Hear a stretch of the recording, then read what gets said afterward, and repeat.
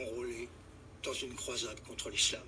Ne vous laissez pas enrôler dans une croisade contre l'islam. Vous faites fausse route. Ce n'est pas le bon chemin. C'est une erreur magistrale que nous paierons. L'islam, Apolline de Malherbe, n'est que le miroir de nos insuffisances et de nos démissions. L'islam nous renvoie à l'image de notre déclin et, j'ose le mot, de notre décadence. C'est ça qui nous est insupportable. Le voile pour les femmes? Ben écoutez, c'est ce que j'ai écrit dans un entretien à Valeurs Actuelles cette semaine. J'ai plus de respect pour une femme voilée que pour une Lolita en string de 13 ans. Ouais, j'ai plus de respect. J'ai plus de respect pour un musulman qui fait sa prière 5 fois par jour que pour les bobos écolos à trottinette. Je considère que en humanité, ce ne sont pas des êtres inférieurs. J'ai même plutôt tendance à considérer qu'ils sont supérieurs. Voilà. Ce que nous avons perdu est plus important que ce que nous avons gagné. Nous avons gagné quoi? Du confort, de l'espérance de vie, des progrès techniques, de l'espérance de vie. Quelle vie? Qu'est-ce qu'il y a dans cette vie plus longue? Est-ce qu'elle est plus riche que les vies courtes? Je n'en suis pas sûr. Nous avons gagné tout cela qui relève de la technique. Ce que nous avons perdu relève de la convivialité, de l'humanité. L'entraide, la solidarité, la joie de vivre, la gaieté, la légèreté, la pudeur. Toutes sortes de choses qui faisaient l'homme et la femme ancienne. Vous voyez, je suis inclusif. Tout cela s'est évaporé, s'est dilapidé. Et ce sont des valeurs affectives, des valeurs qui ressortent au plus profond de l'humanité et qui sont infiniment supérieures que le fait d'avoir un iPhone avec des fonctions dont personnellement moi je ne me sers pas des 3 quarts d'entre elles. Je vous disais, le vrai grand remplacement, c'est celui de l'homme par les post-humains. C'est celui qui a tout permis. Il faut comprendre ça. Si on ne comprend pas ça, on ne comprend rien de ce qui s'est passé depuis 40 ans. Je dis à mes amis de droite, il m'en reste encore beaucoup. Ne vous laissez pas enrôler dans une croisade contre l'islam. Ne vous laissez pas enrôler dans une croisade contre l'islam. Vous faites fausse route.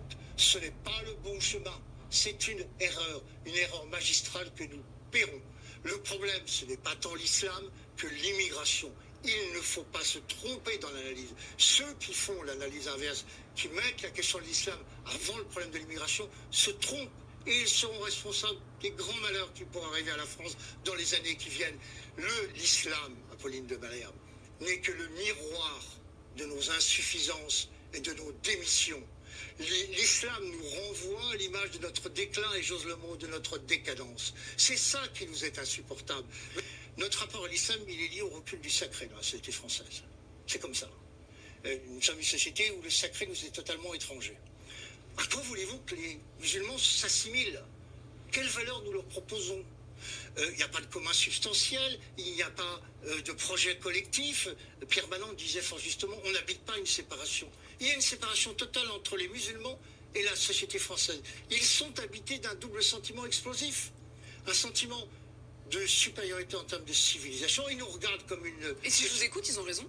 Ils nous regardent comme une société apostate, décadente, réduite à la marchandise, à la consommation. Vous partagez? Sur un point. Vous partagez? Oui, il y a un certain nombre de choses, oui, c'est certain. Mais vous faites presque l'éloge, Patrick Buisson, de ceux qui considèrent que les lois de leur religion sont supérieures aux lois de la République. Un catholique considère que la loi naturelle est supérieure aux lois de la République. Et vous vous en réjouissez? Est-ce que c'est une bonne chose?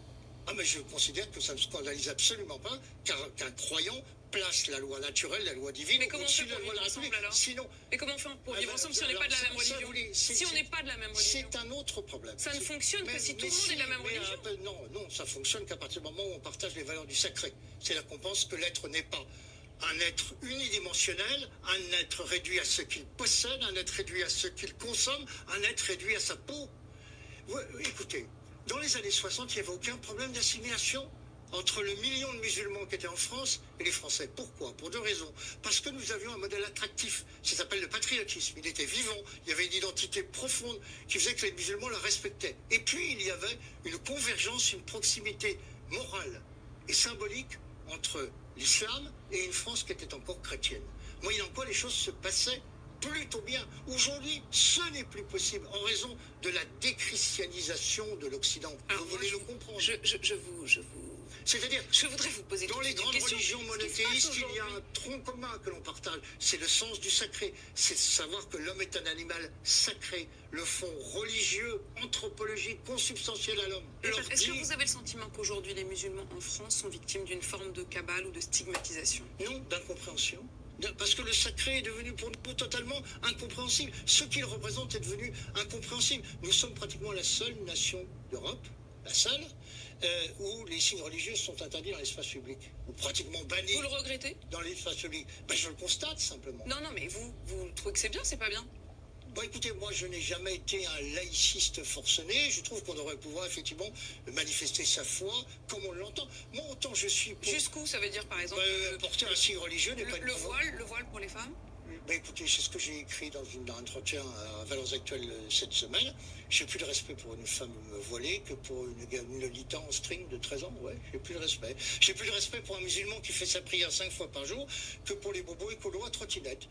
Je considère que en humanité, ce ne sont pas des êtres inférieurs. J'ai même plutôt tendance à considérer qu'ils sont supérieurs. Voilà. Et donc, cette vision-là, moi, qu'est-ce que ça a de... tout est pornographique à ce moment-là. La marchandise est pornographique. Je ne devrais pas dire ça sur une chaîne d'information continue, mais la publicité est une obscénité et pornographique, c'est une agression. Il y a d'ailleurs des publiphobes. Hein, voilà.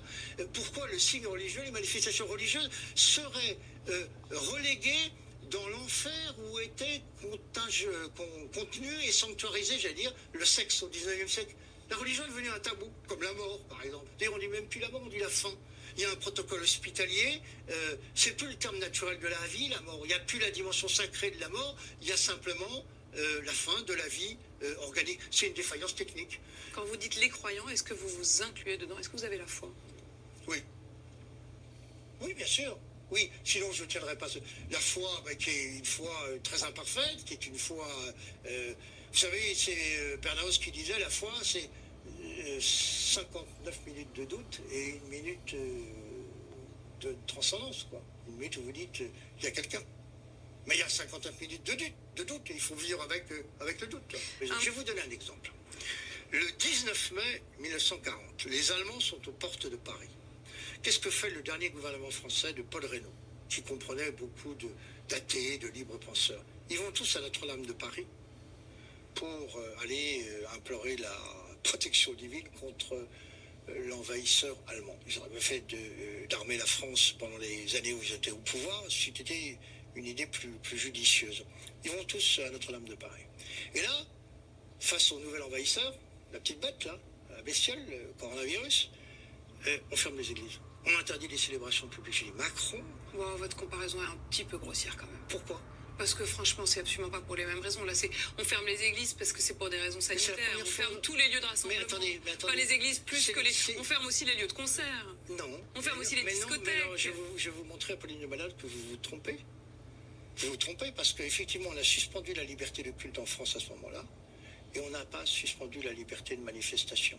C'est-à-dire qu'on a mis la liberté de manifestation au-dessus. Mais alors vous pouvez dire des messes en plein air, au-dessus de la liberté de... Je vous sais plus intelligent que de jouer avec ça.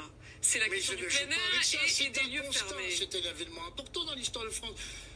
Le président Macron, qui se pique justement d'aborder les problématiques métapolitiques, devrait savoir qu'en période de crise comme celle-là, la religion est toujours un secours.